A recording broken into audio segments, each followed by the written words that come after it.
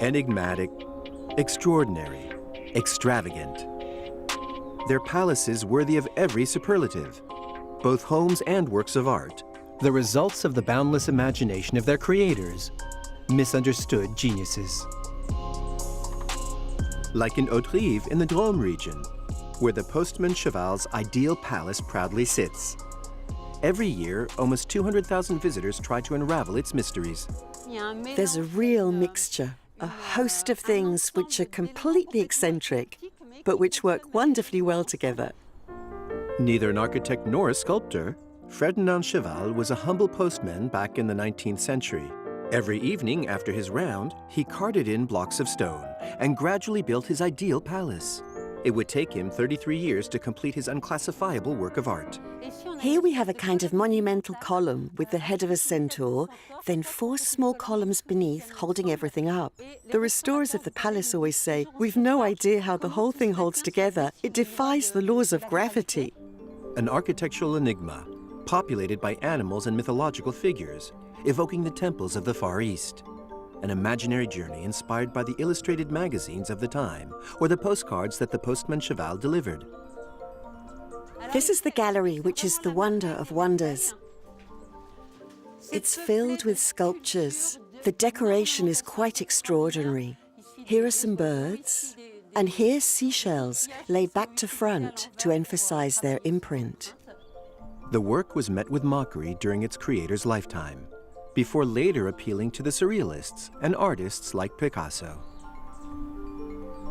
The ideal palace still raises questions and inspires artists today. This comic book author never tires of sketching it down to its finest details.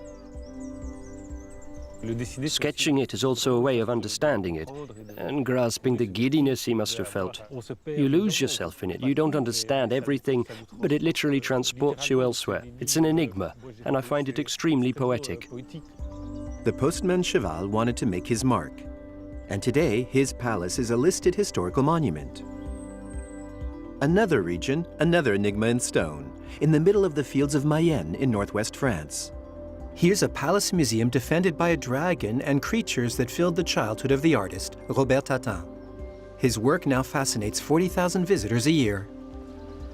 It's a chimney. You can imagine the smoke coming out. So that's the first element, fire. It's fabulous. I didn't expect to see so many different things, such a wealth in such a small place. Have you grasped his artistic approach? Oh, not completely. It's quite hard work because there's so many codes to decipher. It's really very complex. To better understand this artistic vision, one needs to look into Robert Tatin's life. He studied at the Paris School of Fine Art. He also worked as a carpenter, a painter, and later a potter. A disconcerting self-taught sculptor, he handled the chisel with the same ease as he handled the paintbrush in philosophy. Là aussi, il y a un univers dans le front du bonhomme. Là, il y a un univers, mais là, il y en a un autre univers. Là, il y en a encore un autre. Mais c'est tout le même univers. Il n'y a qu'un seul univers. His home, now part of the museum, has been left untouched since his death in 1983. From his painting studio to his bathroom, the slightest little detail was designed by the artist. There was no real distinction between his artist's life and his daily life. He often called himself un ouvrier, a worker who produces artworks, because to him, there wasn't such a big difference between an artist-painter and a painter-decorator. Nutty ouvriers, architects of uninhabitable homes. Mightn't they be trying to fit a square peg into a round hole? That's certainly not the case with the designer of the Palais Bulle. On the French Riviera, this bubble-like architectural curiosity is definitely a livable home. And here's its entrance. Everything moves and everything's round. This is the work of Antti Lovag, a Finnish avant-garde architect who moved to the Riviera in the 1970s. He drew the plans for the Palais Bulle, then sold the house to top designer Pierre Cardin, who used it as a source of inspiration. Elle est faite comme un corps humain. Si vous voyez, tous les couloirs sont les artères, ce sont les voyous, ce sont les veines. Il y a un cerveau, il y a un cœur. The Palais Bulle is no longer inhabited today. It's Jean-Pascal S. who's in charge of keeping the place alive. 2,000 square meters, or should I say round meters, of inhabitable surface, and windows everywhere to let in light. It was the very principle of the bubble house. Organic architecture with this window looking onto the overflowing swimming pool.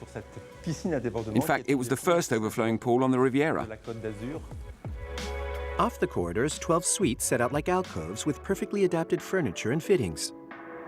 Every suite has a round bed with a round toilet, a round hand basin, and a round bath. Everything is round.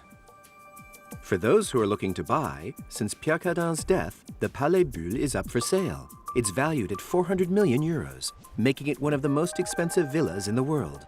But first and foremost, a priceless artist's palace.